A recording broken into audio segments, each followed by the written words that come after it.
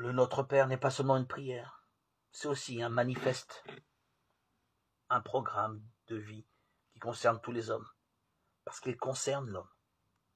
Pour le judaïsme, ce monde appelé en hébreu Olam Hazé, ce monde-ci, a un commencement et une fin. Il est l'antichambre d'un autre monde, Olam Abba, le monde futur, ou littéralement le monde qui vient, monde dont parlent les prophètes et le Christ. Dans ce monde-ci, l'homme, chacun d'entre nous, est en gestation de son être ultime, ressemblant en cela à une femme enceinte.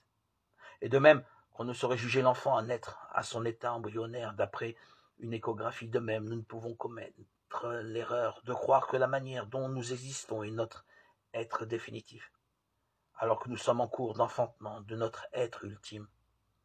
Nous avons à devenir des hommes faits à l'image et à la ressemblance de Dieu, autrement dit des hommes divinisés.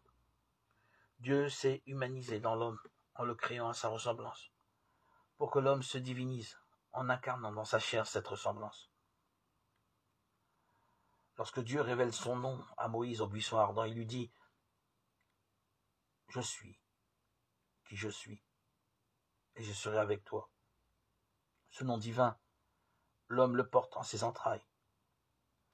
Il est la présence de Dieu en devenir en lui au cours de la mise au monde. Le Notre Père n'est donc pas uniquement la prière d'un croyant qui appartiendrait à une religion donnée. C'est une manière d'être homme, d'être au monde, dans les trois modalités relationnelles qui fondent tout être humain. Relation à soi, à l'autre et à la transcendance.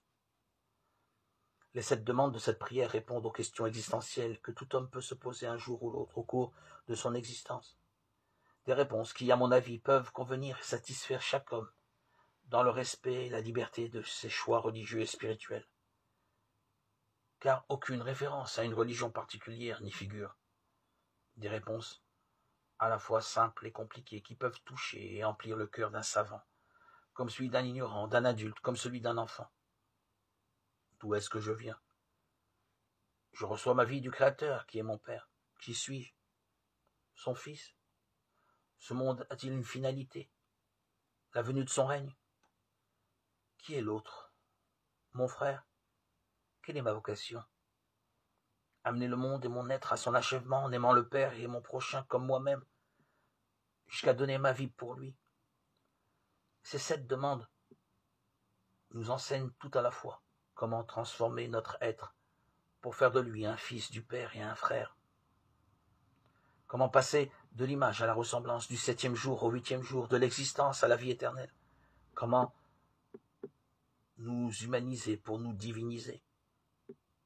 Pour nous résumer, la vie nous est donnée. Il nous reste à acquérir notre être en donnant à notre tour. Seul le don et l'attention à l'autre justifient notre existence. Chaque fois que je me donne, je justifie la création de mon être, de cette vie que je reçois gratuitement. En cette existence, je suis en gestation de moi-même. Je porte en moi plus que moi. Je porte à la fois l'autre et mon être messianique. C'est cette réalité oubliée que le Christ est venu rappeler à chacun de nous. Il nous montre le chemin, la croix, c'est-à-dire le don de sa vie pour le prochain, quel qu'il soit.